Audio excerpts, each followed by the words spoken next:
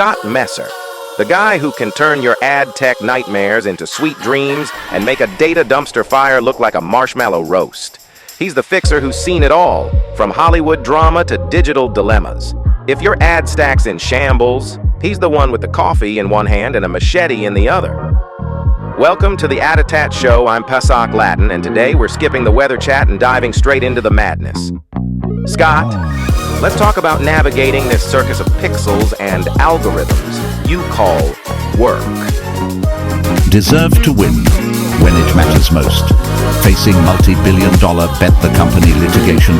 No problem. That's why we're here. Troutman Amin, LLP is a true legal powerhouse. Welcome to the ADOTAT Show. I'm your host, Pesach Lattin. Today we got Scott Messer in the hot seat. This is the guy who's been everywhere, from Hollywood scripts to digital strategies, flipping publisher fortunes, and navigating the ad tech jungle with a machete in one hand and a cup of coffee in the other. Scott's the fixer when your ad stack's on life support or when your data's doing its best impression of a dumpster fire. Buckle up, folks. He's here to drop some truths you won't hear anywhere else. Okay, Scott, let's skip the usual how's the weather nonsense and dive right into the tornado. Consulting for ad tech and media in this day and age sounds like you volunteered to be the ringmaster at a circus with a lion, a juggler on fire, and a clown car with no brakes. So what's your most outrageous, did not see that coming moment you've had so far? That's a fantastic intro, and thanks for having me. Here's my cup of coffee as well. The thing I really didn't see coming the most was having the level of internal advocacy that I would have to have for some projects that we were hired to do. The executive buy-in isn't always there when you start something. So there was a case where we were brought in to design and develop an ads data targeting system.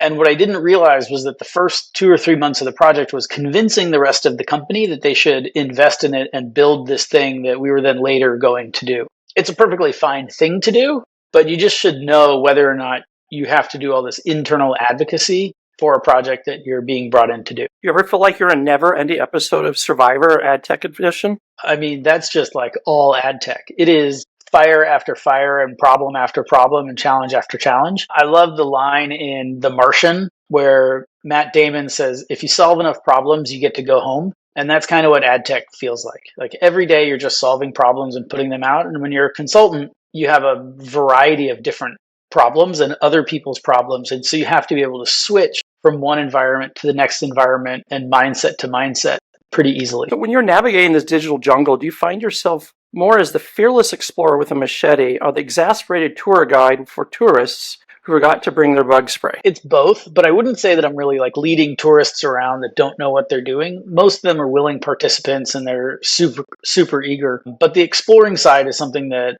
I really still like doing, and I'm a big advocate for the industry and for publishers at large. So I'll always sort of dive deep into the jungle and find some interesting facts or tidbits that are worth sharing with the industry and spend some time preparing those and bringing those out. Like I just shared some information about the cookieless web and how it's actually 58% cookieless already, or maybe more, as well as some of my work on curation and the other pieces. So I like both aspects of it, and you definitely have to do both. Do you ever have to charge extra for the emotional labor to explain what a cookie is? No, it's included in the price. And explaining what a cookie is an important step. Like people don't realize that it's a little text file. And the difference between a third-party cookie and a first-party cookie isn't what it is, but it's the permissions that are given to it. So foundation setting is always important. So tell me a little bit about ad tech therapy. I got to know, who's lying on that metaphorical couch more often, the publishers or the vendors? And what's their reoccurring nightmare? Settle for dusty old-school TV ads when you could be turning heads with Origin.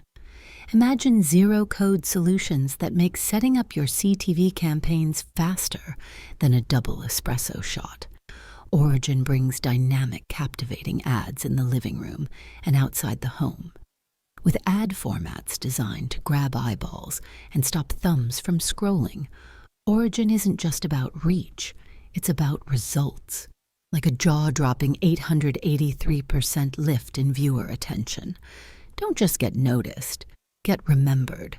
Visit originmedia.tv and start your ad revolution today. Therapy is a program and a concept that I developed while we started consulting, and a wonderful woman and someone I look up to, Jana Maron, and I were working through this, and we found ourselves giving each other ad tech therapy and then doing it a lot with our clients. And it can be the company, or it could be an individual, and the companies can be ad tech vendors and they can be publishers themselves. So everybody needs ad tech therapy. To use some words from like real physical therapy, it's going in and finding where your injuries are and what the scar tissue is and starting to break up those areas and then to begin a healing process. What is when you're so deep in the problem solving and the everyday of things, you don't realize whether you are limping from an old injury. You just forget about it. And so you see a lot of these companies that have grown and morphed in a bunch of different ways through turnover, acquisitions, layoffs, whatever the case may be. And then you have weird reporting functions and you're missing things. And you always get like a stretch employee,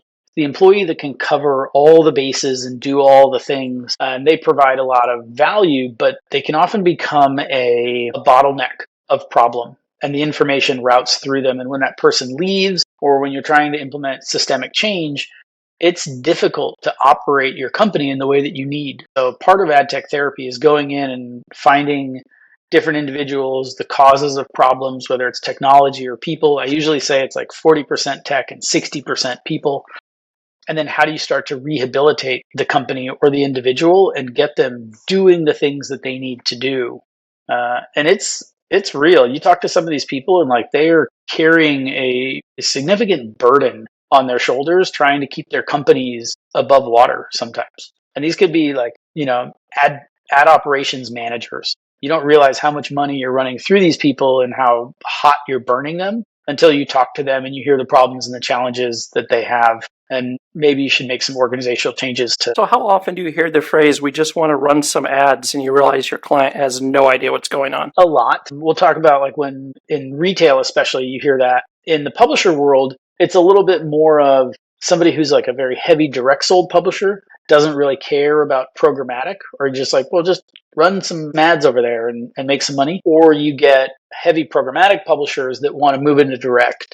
And they say like, well, we'll just hire some salespeople and, get Coca-Cola and McDonald's to buy our stuff. And that's not that easy either. So how do you make retailers think like publishers? It starts with education and helping retailers, and they're really directories and multi third-party listing retailers that I work with, to understand that they are publishers in that moment, because you are running content, you are showing ads, and somebody is paying you for that ad to deliver a result. That means that you have to do the same things that publisher ad tech and operations have been doing for the last 20 years. But it's not native to the MarTech side. So things like yield are a foreign concept to marketers, where publishers don't really think about ROAS and return on ad spend very much. We publishers are, masters of yield, but I don't think marketers are there yet. So helping them understand the workflows that are required of publishers from the agencies and all the things that they did, and like what is Prisma and Media Ocean, insertion orders and terms and conditions and tracking and third-party discrepancies. I just helped one of my clients. We went through a rich media vendor macros certification, and that's like 2010, 2012 ad server stuff. I haven't heard a publisher do that in forever. But this is all new stuff to them. So they're usually very willing and eager to learn, and they're very smart and talented. So it's great working with retailers. So you've been doing consulting for a while. What's one thing, if you looked back, you thought would be easy, but has been proven to be like herding cats through a laser pointing maze? Certainly that piece about internal consensus and buy-in. Some of it is also breaking through personal issues, and you're really there to try to help these companies and to fix something and solve something. And sometimes you have to solve some personnel issues of like, hey, we're here to help you. You can be open and honest with us. We'll usually get to the bottom of technology and be like, okay, here's a few things we need to fix, and this solve isn't that bad. But why hasn't it happened yet inside your company? What was preventing it? Why can't sales and marketing speak to each other? Why can't ad operations and the data team speak together? So navigating those personal challenges is something unique, I think, but I like it. What's usually the answer to that question? Why can't they work together? It's misaligned incentives and sometimes fiefdoms inside companies. You get, when you see direct versus programmatic, this was a big problem that was around in 2016 and still is there when things started being sold, when inventory started getting sold programmatic, like who gets first priority into it, Right. or who can represent our inventory. I like the phrase, being ruthlessly agnostic about yield. I don't care who sells it as long as we're making the most money possible. I lost my train of thought. I like that thought a lot. That's okay. We all do it. Reflecting on this wild ride, what's the one prediction you have for the ad tech world that make people say, Scott called it in 5 years? Are we talking about a total revolution, slow march to the gallows? I always separate traffic and monetization in that conversation. From a monetization side and the ad tech operations, I think privacy and browser regulations are going to really upend the way that ads liquidate online. The cookie's already going away. We're super deep into that. California just passed a law saying that we need universal opt-out mechanisms, not only for browsers, but also for operating systems. And this is going to be a big change, right? The consent is moving away from publisher to visitor relationship and is moving up in the level. So it may be happening at the browser or potentially even at the operating system level. So there may not be a lot of data left for a publisher to gather through a cookie banner preference center pop up on their website. I think that's going to have a dramatic effect on it. And then from the traffic standpoint, it's no secret that publishers are having difficulty finding traffic. Now that there's been a large upheaval in search and search results, social platforms aren't sending out traffic in the same way that they used to. Meta even said we want to keep people increased time on site. That means reducing other people's time on their own sites and not sending out as much traffic. AI and the way that generative search is working is keeping traffic away from publishers. And even things like Apple News that seem like a great user experience are terrible for publishers because that monetizes at maybe 1/10 of the RPM that a normal page view would. So I think publishers need to really figure out how they are going to connect with their audiences in ways that are monetizable. And it will be a different solution for everybody. It might be video, it might be Snapchat, it might be TikTok, it might be Instagram, it might be Apple News, it may be all of these things. And if you think about how to take your media brand and extend it onto these platforms and use them as pop-ups in some way, as micro events, as whatever it is, you need to pull the cash lever on your consumers in those standpoints. It's what I call exit through the gift shop. Doesn't matter. Let's move on and talk a little bit about is deal curation as a service, also known as deal curation as the new cult of ad tech. Why is everyone suddenly treating deal curation like the second coming? Is it because we're so deep in programmatic purgatory that we're desperate for a savior? Or is there actually some gold at the end of this rainbow? There is a lot of gold at the end of this rainbow, and it is the second coming. Curation exists already, but there's a new form of it that is emerging, which is moving it more into the sell side and out of the DSPs. Previous curation was really happening by the DSPs or in clunky fashions inside the SSPs where it was a lot of like multi-seller, multi-publisher deals that were being extended that wind up having 500 or 1,000 publishers in it that classify as finance intenders. And the sales teams weren't really pushing for that and they weren't focusing on outcomes. So they didn't really move the needle. And I think they turned into what I would call like bulk supply deals. It was an easy way to get a DSP access to all of your inventory in some marginally organized fashion. The new style of curation has two real big flavors to it. One is fully ID-less curation of inventory. It's a lot more contextual. And then there is another style that has audiences in it. But it does require a relationship with the publisher to do truly beneficial curation for a pub, so you can actually drive data licensing revenue out of it. That's something that publishers never really were able to pull off, was licensing their data at scale. These curation companies have the ability to do it for them. And then there's a lot of curators that don't work with publishers, and they are deriving their own audience signals from the web and selling deals into DSPs or into SS that help liquidate inventory. That's an area that I'm really diving into, and I'm kind of fascinated by it. Every time I ask about curation, I learn more and more of these companies. And they are good for publishers because they're creating liquidity in the market. But it starts to create a friction where publishers don't know all of the yield and selling that's going on above them inside the SSPs. And so it may be hard to give preference or create a cleaner supply path for certain buyers. And I think that'll be a big trend coming up in 2025. So how do you differentiate between a true curation house and a wolf in sheep's clothing just slinging the same inventory? As I like to say, is this just calling a used car vintage? In some ways, I think, to really define a curation house, you have to look at the value that they're driving for a marketer, and can they measure incremental lift and drive those results? How smart is their technology that they're using to curate these audiences or, this inventory? And then are they being beneficial to the publisher? Like I said, some companies will share back data licensing revenue, which is a really unique piece of the pie. Or, there's some that are sort of taking what was like a marginal level of curation and calling it curation and then asking for a higher rev share inside of that. And I think publishers need to be very concerned in those areas and make sure that it's worthwhile giving up extra rev share to certain partners. Do you think buyers have any clue what they're doing, or they're just throwing money at buzzwords? Buyers know that curation is working for them. I think the curation house's ability to focus on outcomes and KPIs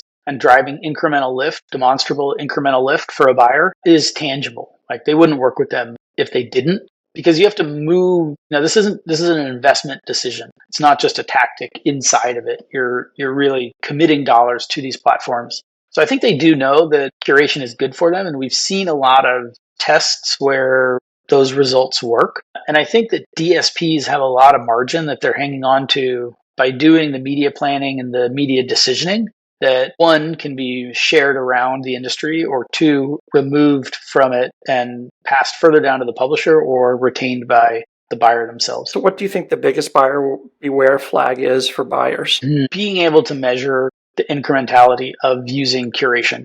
So on one hand, I think curation is great because it puts money in the publisher's pockets, and they should think about doing that and what it opens for them and the extra inventory that they'll get to see. But then, can you measure the lift for yourselves and see that publisher-derived signals or SSP-led curation can have a material impact on the performance of your media? If you could wave any magic wand, however, and change how the deals are structured, what would it be? Maybe less smoke and mirrors? Yeah, I think it's a transparency between the buy and sell side. There's a lack of commonality in taxonomies that is what really has prevented liquidity in this market overall. What the IAB standard taxonomy is just an output of labels, but there's a whole variety of ingredients and recipes that go into what is a finance intender, how many page views is it, what kind of site are they on, how recent or frequent was that visit. There needs to be some standardization there so that more people can build on top of it. It's sort of like when viewability came out, there wasn't a standard for viewability and there wasn't an MRC accreditation for it. And everyone had a slightly different, one, method for detecting and counting viewability, and then two was a different threshold for viewability, which ultimately became half, in view for 1 second, right? 50% of the ad in view for 1 second. It took a couple of years to standardize around that metric. So in the same way, taxonomies are in the Wild West. And so you don't know if one finance intender is better than another finance intender until you run them and perform against them. You also don't know if they're the same, if they're coming from the same place. So figuring out better ways to ingest and action off of publisher signals is going to be a big trend that we see in the rest of 24 and 25. So let's get into the weeds a little bit about bid enrichment, because if I've learned anything, it's just when you mix ad tech, money, and confusion, it's bound to be a wild ride. Is this the trend and the gold rush that everyone thinks it is, or just another flash in the pan with too many hands in the cookie jar? Bid enrichment is here to stay, but I think it'll have some different flavors to it and maybe some new guardrails. There's good and bad that can be done with enriching of identity and enriching of signals. I think marketers want it. They want to know more about the inventory that they're buying. And there's certainly a fine line of, is this absolutely true, whatever you've added, or is it a probabilistic match of some information that's included? Marketers haven't decided for themselves yet whether they like it or not. We haven't seen the case studies yet of saying bid enrichment lifts sales, or they were able to extend in these ways. There's some standardization coming, but the jury's still out on whether it's good or bad or how you should use it. What's the biggest problem in the enrichment circus? ID laundering, or is it another dirty secret? ID laundering or ID spoofing is certainly bad. It's rare to actually see it. It can happen from some technical mishaps, and I think the blatant ID laundering fraud style of it is rare to see. But and that for the listeners, that's replacing an identifier, typically in Chrome, with what you think is a higher value identifier, something that will garner a higher CPM. That's hard to do, so we don't see it very often. But it's out there and people will do it. But you also see bridging, which is in Safari where there are no identifiers, and someone is using a probabilistic match of that user to return the deterministic identifier. And that's what IAB, I think, has really been focusing on in their new spec that's coming out, is how do you say who enriched the ID, where did it come from, how do you know this, and adding some of that, what they might call like nutrition labels into the bid request. That'll help buyers discern and understand what they're getting. It's kind of like, is it labeled organic or is it not organic? It's still a piece of fruit, but wouldn't you like to know what it was? How do you advise clients when it comes to dealing with multiple enrichment vendors? Are we talking about some sort of strategic alliance or a delicate dance to avoid getting burned? This is a really tricky subject, and the challenge is that if you have multiple enrichment vendors that you're working with, they're probably going to enrich the same impressions.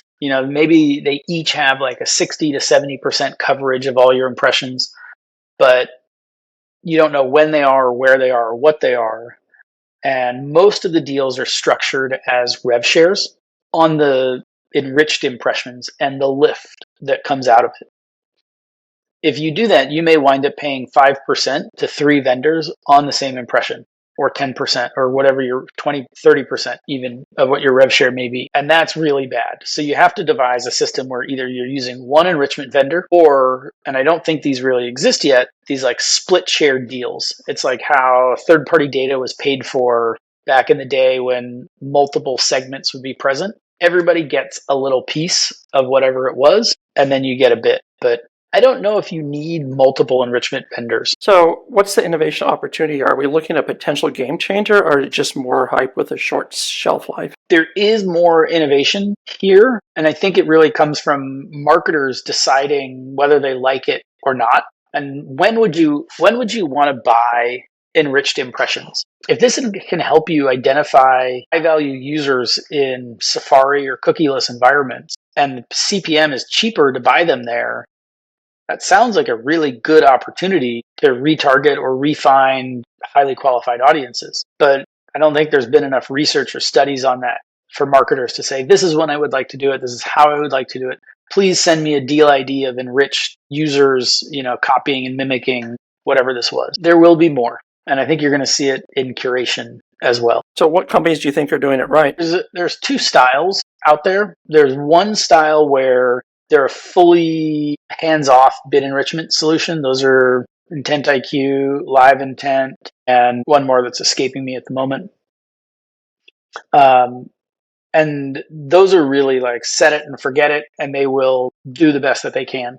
There's another style where you can actually start to own and manage your own ID graph. And I think this is becoming a more popular trend for publishers, where you can actually start building your own ID graph or renting it or borrowing it from a company that is more focused on licensing the graph and helping you create durable identifiers of your traffic. And then you can do your own bid enrichment. And you can set thresholds for confidence levels and of how sure you are of whether that probabilistic match is correct or not.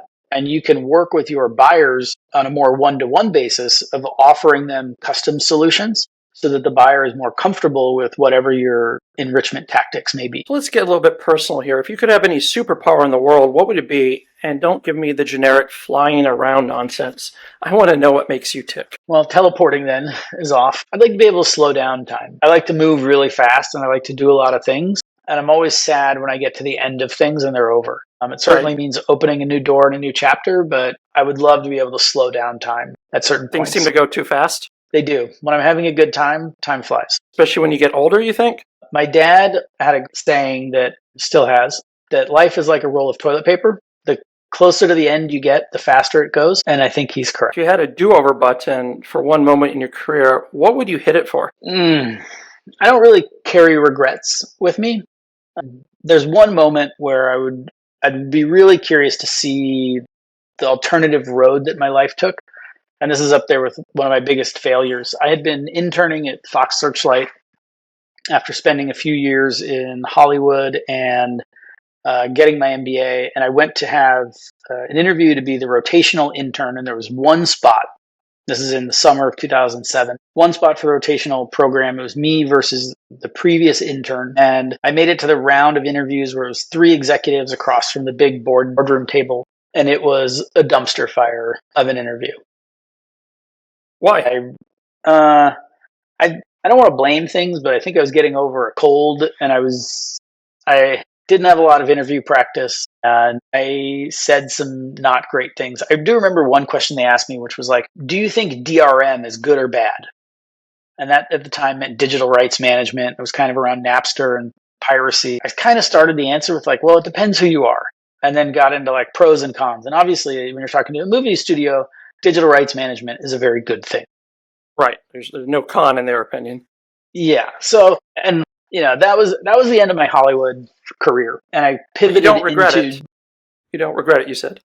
No, it led me to the life that I have and the career that I never built. See yourself as an action star. Never as maybe still. I have my IMDb credits out there. You can check out my films, but I don't regret that change. I miss Hollywood dearly. It was a long part of my family, and I would love to go back to it. But it always put me on the creator side. So I came out of film and I went into IMG Media, working with the Laugh Factory, doing production of stand-up comedy, and then did a joint venture with National Lampoon. And that's what got me into business development and ad sales. And then into the recession we went, and then there's some private equity where I even included a stint at Bebo, which was the old social network that AOL bought. Right. We owned some restaurants during that time. I went to Hamburger University. It was great. And then I got into demand media in 2012. My friend Jeff Quant got me hired there, and I worked for a guy named Mike Wan, who was really like my Jedi master of understanding ad tech and yield and deals and negotiations. So I'm happy with the way things turned out. So what's the most unconventional piece of advice you've ever received from these Jedi masters, and how did it turn out for you? One that I received, and I still repeat to this day, is push all of the buttons. Like, really? I usually hear don't push the buttons if you don't know what they're doing. Nope. I'm there for push all the buttons. Most of the systems today will give you a message that says, are you sure? And then maybe don't push that button. But I'm a big proponent of learning and exploring and curiosity. I tell my employees, like, they'll ask me a question and I will say, did you push all the buttons? And they will say no, and then they'll go back, and then they'll come back, and they'll say, I still can't figure it out. And I say, if I go and push a button, and I figure it out, what will you give me? 7 out of 10 times, I will go in there and push a button that they didn't find. Like even downloading the report, making it do something, transform something. I want people to be curious about ad tech, and I want them to know how the things work. And it's okay to give them the blank space and the room to do that, whether it's having a deal that they get to manage, having an intern to manage. I want everyone to try these things for themselves. It's the only way to learn. So if you could have a billboard anywhere with a message to the entire ad tech and martech world, what would it say? And if it's a quote, does it involve a pirate, a poet, or a prophet? A practitioner. And it says, like, is ad tech therapy right for you? Perhaps. And that's it? That's what I came up with so far. So finally, what are you most grateful for right now? We've all been through a lot. Tell me what's keeping your gratitude meter in the green. My family. Absolutely. Number one, first and foremost, my wife and I just welcomed our first daughter into the world, or our first child. Congratulations. And our first daughter. Thank you very much. This summer. So she's currently just over 2.5 months and I'm overwhelmed by the abundance of love and joy that's in my household, and amazed at the superhero that my wife is. So that's certainly keeping sleep? my cup. We are. It's sporadic. Luckily, I had a lot of practice in my 30s of functioning with no sleep. That was by choice. Right. And we're functioning pretty well. We're getting by. My clients have been really generous with some time and allowing me to be flexible with my schedule, and I get to make it work for me. It's great. So before we go, I always like to ask people, If you could send yourself a time traveling text message to yourself at the start of your career, what's the one piece of advice you give yourself? And would you even believe yourself? I'd probably want to tell myself something before that interview at Fox Studios, but I think it's a word of encouragement. There was a really dark time after that, from 2007 through 2012, when we were in the recession, and I had a string of jobs that didn't last more than 18 months. None through my own fault, but a lot of circumstances. I would say, don't stop believing, don't stop being curious, and keep showing up to the breakfast at conferences. That's a wrap for this episode of the ADOTAT Show. A huge thanks to Scott Messer for bringing his machete to the Adtech jungle and chopping through all the nonsense. From the absurdities of cookieless chaos to why deal curation might be the new religion. For marketers desperate for a miracle, Scott gave us the straight talk. No fluff, no nonsense. If you're still thinking, what's a cookie? Well, you're probably beyond saving. Big shout out to our sponsors, Troutman Amin LLP, those legal eagles who make sure you don't trip over your own compliance, and Origin, the CTV magicians turning your ad campaigns from zero to hero. Check them out at originmedia.tv. And remember, folks, stay bold, stay curious, and know more than you did yesterday. See you on the next one.